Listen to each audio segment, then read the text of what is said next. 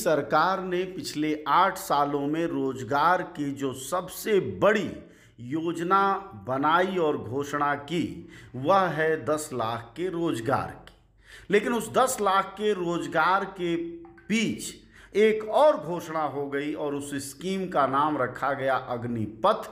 और अग्निपथ पर जो चलने वाले लोग हैं उनका नाम है अग्निवीर और इसका रिश्ता है सेना से। सरकार ने यानी मोदी सरकार ने कहा कि भारत में अग्निपथ स्कीम के तहत 4 साल की नौकरी सेना में दी जाएगी, ट्रेनिंग की तरह दिया जाएगा। उसके फायदे, उसकी योजनाओं, उसकी सैलरी, उसके पेंशन, उसके टैक्स की भी जानकारी सरकार ने दी है।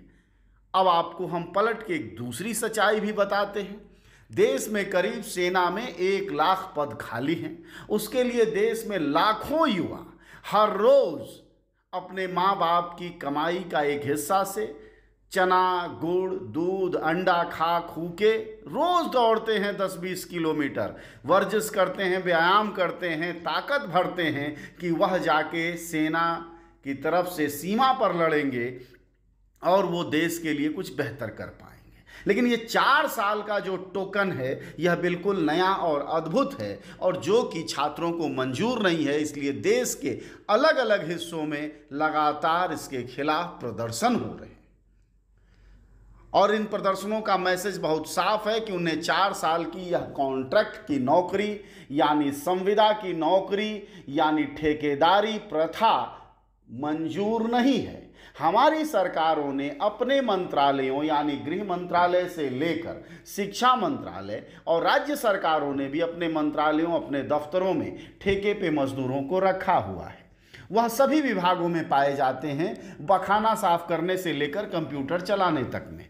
उसी तर्ज पर हमारी सरकार ने सेना को भी कॉन्ट्रैक्ट पर ला खड़ा किया है और वह 4 साल की ट्रेनिंग है, लेकिन छात्रों को मंजूर नहीं है, जिसकी वजह से ये तगड़े विरोध हो रहे हैं। हो सकता है कि सरकार के प्रति इस घोषणा का जो अग्निपथ स्कीम है इसको लेकर और ज़्यादा विवाद गहराए, भरोसा और टूटे, क्योंकि छात्रों का किसी का भी सपना, माँ बाप या छात्र जो सालों साल तैयारियां कर रहे हैं, 4 साल की नौकरी के लिए कोई तैयारी नहीं की जा सकती और इससे नुकसान राष्ट्र का हो सकता है। क्योंकि जिस तरह के तनाव की हमारी सीमाएं हैं, एक तरफ पाकिस्तान, दूसरी तरफ चीन, दुनिया भर में जिस तरह के युद्ध के माहौल हैं, वैसे में इस तरह की घोषणा हमारे सेना और उसके जुझारूपन, उसके जुझारू मानसिकता पर बड़ा आघात कर सकता है। शायद ये प्रधानमंत्री मोदी को या उनकी कैबिनेट को या उनके सिपह सालारों को न समझ में आ रहा हो, लेकिन यह घातक स्थितियां लगातार बढ़ती जा रही हैं। एक तरफ ये है, ये युवा हैं, दूसरी तरफ युवा आपको मैं दिखाई दे रहा हूं बिहार से लेकर दिल्ली तक ये भी पाए जा रहे हैं जो नुपुर शर्मा और नवीन जिंदल के पक्ष में प्रदर्शन कर रहे हैं और कह रहे हैं कि अगर उन्हें गिरफ्तार किया गया तो वो ईंट से ईंट बजा देंगे, कत्लोगारत कर देंगे, इस देश में पता नहीं क्या क्या बना देंगे। खैर, ये 2 तरह के युवा हैं। एक मोदी के खिलाफ हैं, रोजगार मांग रहे हैं, सेना में जाने की बात कर रहे हैं, वह संघर्ष कर रहे हैं, वह भी प्रदर्शन कर रहे हैं, और दूसरी तरफ ये नुपुर शर्मा के पक्ष में दंगाई युवा भी हैं।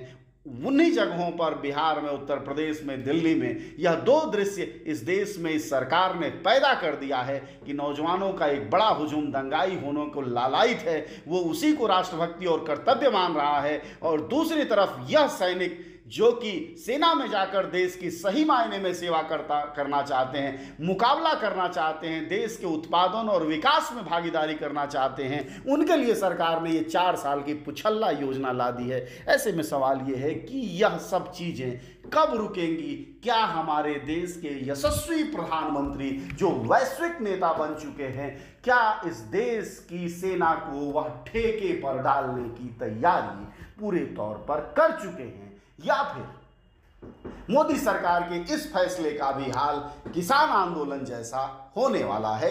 यह बड़ा प्रश्न है, क्योंकि इसके लक्षण दिखाई दे रहे हैं। आप भी देखते रहिए कि इसके पूरी उम्मीद है कि यह किसान आंदोलन जैसा रोल बैक मजबूर होकर मोदी सरकार को करना ही पड़ेगा।